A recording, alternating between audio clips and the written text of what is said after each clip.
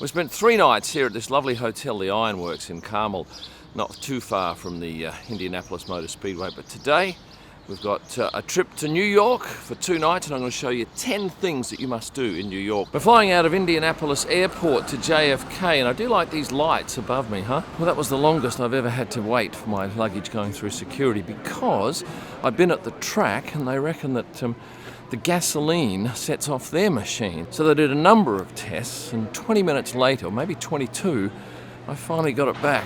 So note, if you're out at a track and you've got stuff you're going to stick through those scanners, probably best to give it a wipe down with an alcoholic swab. This flight to JFK is the exact same type of aircraft as we had coming here to Indianapolis, which means it's 1-2 in business. And on one side of the plane there's virtually no storage. So Jason and I are going to make sure we are very first on so that we can grab some lockers on the other side of the plane. Otherwise, they're going to take our gear off us again. Well, my strategy worked. Got on early, my bag's up above, and Jason's is 2. That flight was a little bit shorter than the other flight we had going to Indianapolis, and as a result, we got no meal. So what do we get to eat? I got 2 biscuits and a glass of water. So anyway, we've landed into Terminal 8, and there are 8 individual terminals, and we're back here in 2 days. So now we have to get from JFK into the city, and we're out here. Ubers are over this side. Taxis are over this side. So we're just going to grab a taxi because we can probably fit all our luggage in it. And isn't it joyful, the noise? Yeah. It's like we're in a police vehicle. We're going to the Sofitel Hotel in Midtown Manhattan. Well, the taxi driver knows our hotel, and we figure it's $90 about an hour. And we are in a RAV4, and it feels like we are in a police car because very heavy-duty division between us and the driver. That was about 45 minutes in the cab, $98, and we're now at the Sofitel Hotel, which looks rather grand, and it's right in the heart of Midtown. So we're going to head straight out and see what we can see. I'll take your luggage ticket. Thank you very much. What's the last name? Illman, I-L-L-M-A-N. We're on the 7th floor, and check-in was very quick. It's a reasonable New York view. Yeah. Dirty window. Yeah, it is dirty. There's a bit of greenery though, which is nice. Wow, we're comfortably ensconced here in our room in the Sofitel. And when I booked this hotel, I was very keen to see what size, because I want to book reasonable sized rooms because there's 2 of us. And this is a good sized room. I'm guessing this would be 32 square meters, and here's our luggage. Come on in, sir. This is one thing we have to do here, a Nathan's hot dog in New York. We'll have 1 cheese dog, please. Where are you from? Australia. Australia. I love Australia. No sauce, no sauce. Cheese. Oh, cheese, that's the cheese, right here. This is my Nathan's hot dog. It looks messy. I have not had a hot dog in a long time, but this is very good. Thank you very much. You're welcome, sir. I had most of that hot dog, and it was $7. It was very tasty. I don't think I should have too many more. Anyway, we're now going to try pizza, and the reason I picked this place, Angelo's, is because it comes highly recommended via internet reviews. So come with me.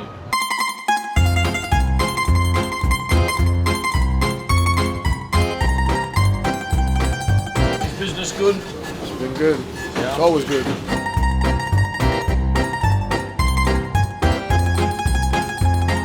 We went for a half prosciutto and half anchovy, and I like the anchovy side of things. It's a very thin crust, and I love that. It's nicely blackened on the bottom, so it's not soft. It's a bit moist in the middle, because that's obviously where the majority of the toppings go, but let's have a go. It is heavenly.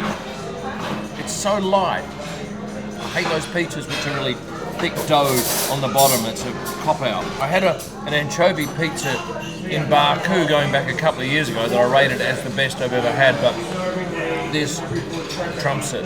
Now, a visit to Central Park is a must. It's some 340 acres and a fair whack of land in one of the world's most expensive cities. Great view from here. Normally that's an ice skating rink, but at the moment everybody's playing pickleball. So we thought we'd go and have a look at the World Trade Center and the memorial for 9/11. However, we got on the wrong side of the track, so we have to go 1 train that way, get off, jump the tracks and come back. We're on the 1 train at the moment. It was $3 to go from Midtown to downtown. And it's a damn sight quicker than taking a car. You're colourful. She's colourful, wasn't she? So when you come off the train, you enter this beautiful area here. Such a lovely design and a peaceful space.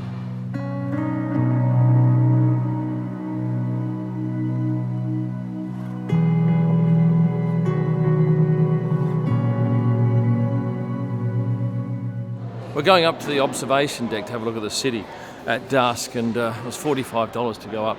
However, he had to wait an hour for the next availability, so I ended up doing the 65. And if you're thinking about bringing a monopod up or a tripod or even a gorilla pod, forget it, they won't let you in with it. Welcome to One World Observatory. We took the elevator up 102 floors, took 47 seconds, and then when you get up here, you wait for about 3 minutes so that enough people gather in a group to go through. And to me, it's very much like Disney World, where you've got queuing everywhere and a theme downstairs. Nice touch. This is the stunning view you get from 101 floors up. Quite spectacular. The sun's got about 30 minutes to go. Lovely light outside. And today the visibility is 61 kilometres, which is about 40 miles. There's a bar up here, and it's of course a magnificent view. But what do you reckon you pay for a vodka up here? I'll tell you, $17 plus tax plus tip. So enjoy it. Thank you for visiting One World Observatory. This is the Oculus, which is Westfield's shopping centre. It's very elegant and so quiet and serene, which is the complete opposite of what a Westfield shopping centre is like in Australia. Well, this is Times Square at night, and it's full on.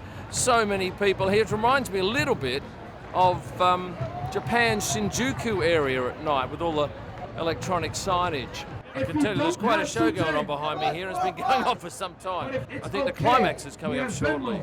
Make some noise! It's just amazing the amount of advertising that is here.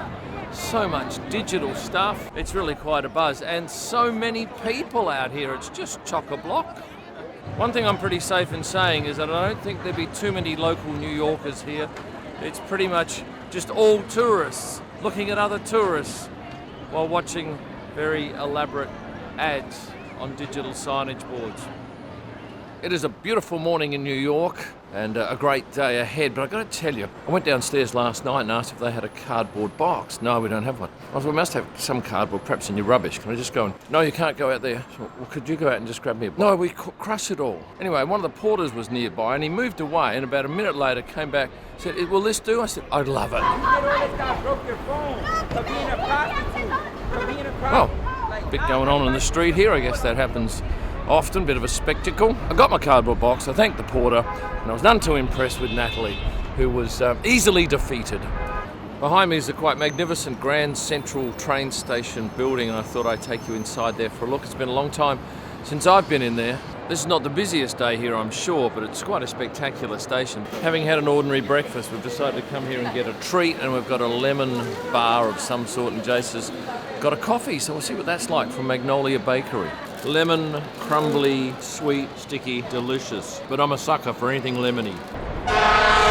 This is definitely in the top 10 things to do if you're a photographer, and that is to come to this store, B&H. It is one of the greatest photo stores in the world. In fact, I go as far as saying it's the #1 venue for photographic gear in the world. This is absolute heaven for anyone who likes photography, videos, computers, surveillance, got everything.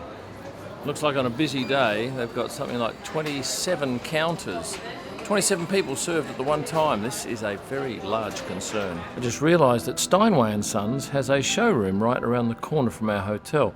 So I've popped in here now, and I'm going to have a little play in just a moment on one of their beautiful, beautiful pianos.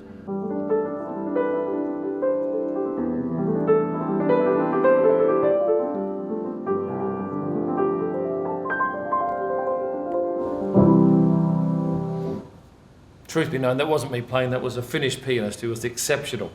But this is the world's greatest piano. Well, not this one, but this brand.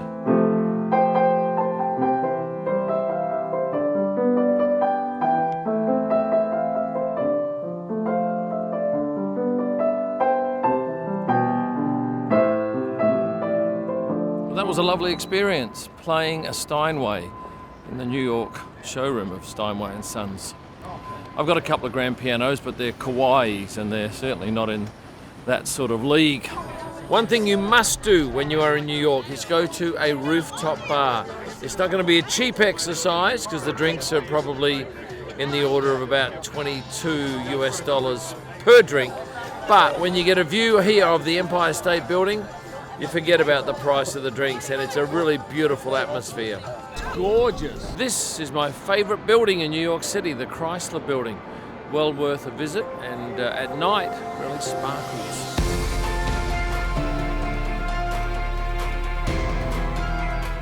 Oh, here's a trap for young players. When you check out after a 2-night stay, he says, there's an urban fee. Okay, how much is that? That's $66. $66. God knows what you get for your urban fee. Absolutely nothing, I'd suggest. Anyway, we're off to do a couple more things before we head off to Italy later tonight. Now, this might be an odd one, but I've been told to go and check the Bryant Park bathrooms. And this is it. I've been told these bathrooms are amazing. Of course they are. Right. Come on, come and show you something. So I'm in the bathroom, beautifully lit. They've got flowers out the front. They've got this lovely formwork here on the ceiling. And it's different than you'd expect any public toilet here in the US, let alone New York. Oh, and they've got classical music playing. And there's no fee. Thank you, sir. That's the New York Public Library. It's one of 2 libraries I will have a look at today. Although if you want to view the main room, you need to book a tour. And I wasn't prepared to wait an hour for that. And for those of you who've seen Ghostbusters, one of the scenes was filmed in here. And this is the second library. This is the Morgan Library, which you've got to buy tickets for.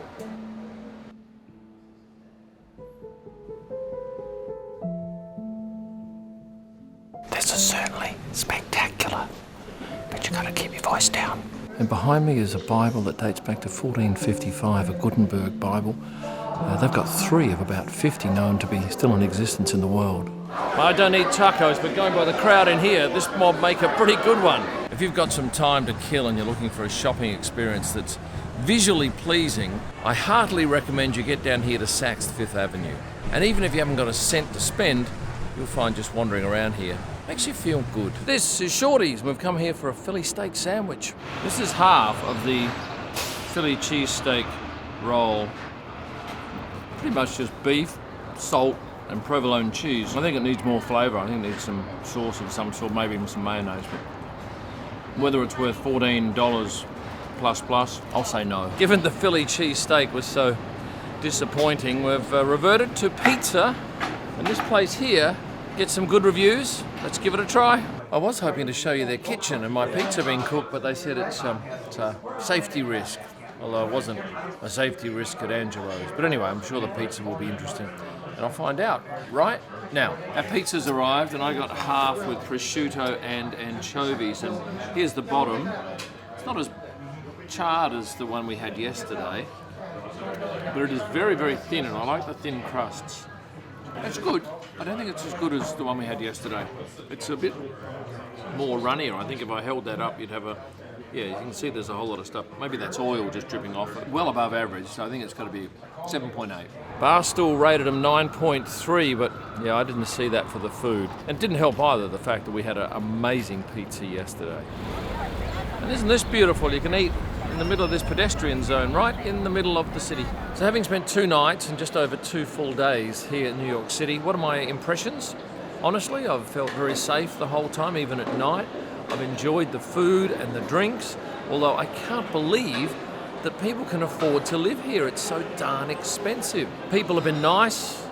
Shopping is amazing. You can get just about anything you like. And with that said, we're probably going to head off to the airport for our next journey, and it is a flight to London and then on to Milan and then a train to Imola for round 6 of the F1 season.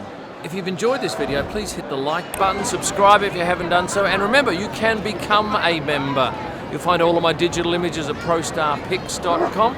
For all my F1 stuff, head to kimillman.com, and for my best pictures live from the track and all during the week, go to Instagram and search @KimIllman. Thanks for watching. And stay passionate.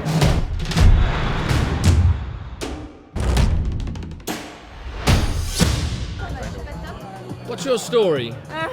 Can you take a picture of us?